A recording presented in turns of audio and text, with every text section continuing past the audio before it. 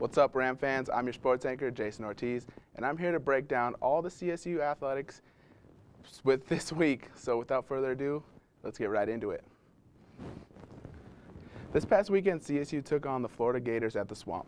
CSU was looking to get their second win this season, not only overall, but over another SEC school as well.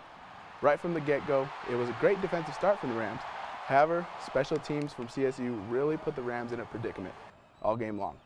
Florida freshman Amari Burney blocked Ryan Stonehouse's punt, and after a couple missed blocks, the Gators recovered the ball inside the 5-yard line.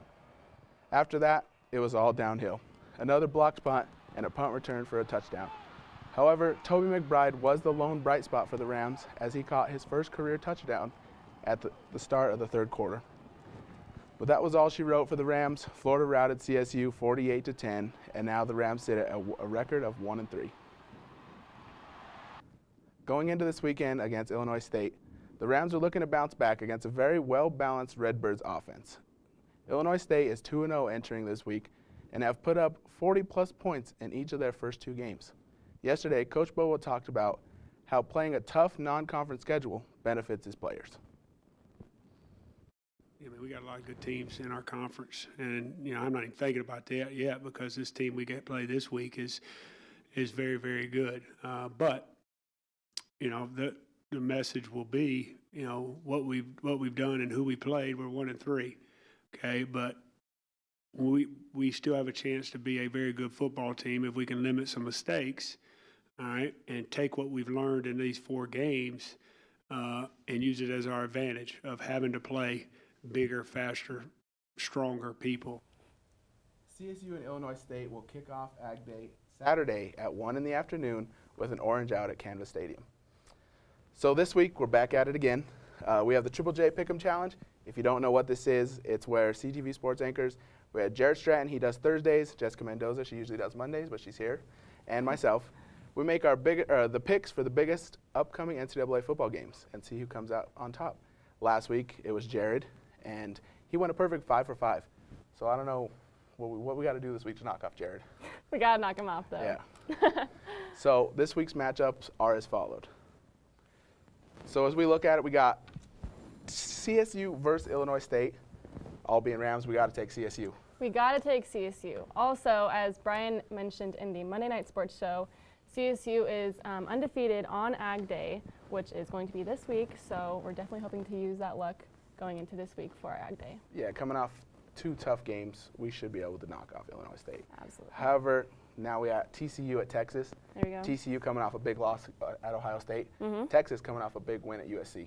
Yeah, that win against USC was really impressive. That's why I picked Texas to win this one.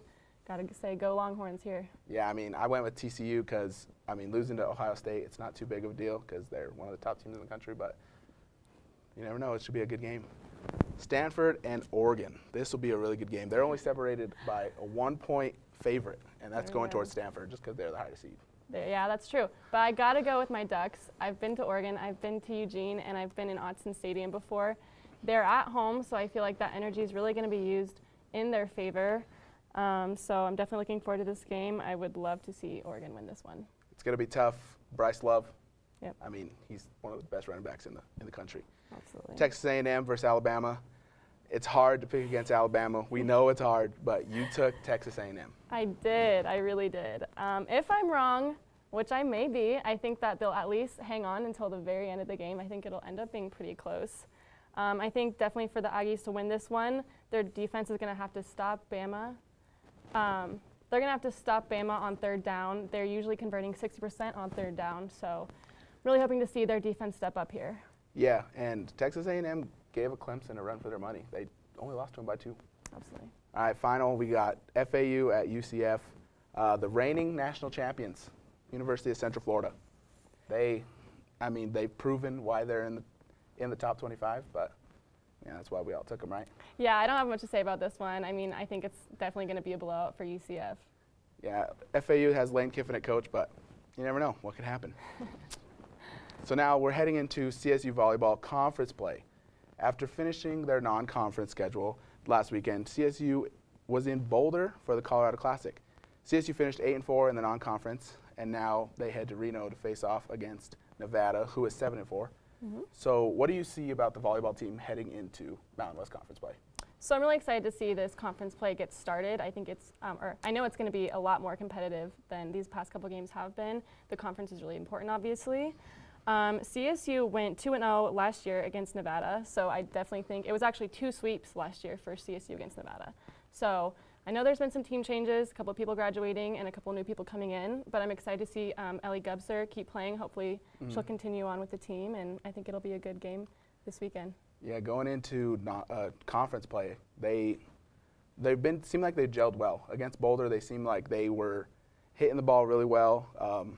With Olivia Nicholson being at libero, we don't know if she'll still be there or not. See if Amanda Young comes back or not. Yeah. But it seems like it could be a really good year for the Rams this year. Yeah, I agree. I think that this new team that's been coming out lately, it's been really impressive to see how people have been coming in new positions. And like I said before, Ellie Gubser coming in for her first couple games as well. Yeah, sounds good.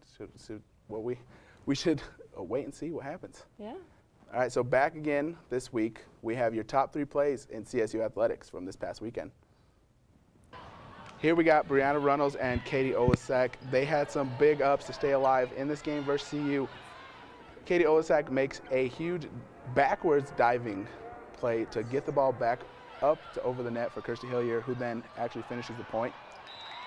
Coming up next, we have Beth Plenel, who scored her first goal of the year, and it beat a very talented SMU team. SMU was 4-1-1 coming into the game, I believe, and she did great. Finally here, we got Toby McBride.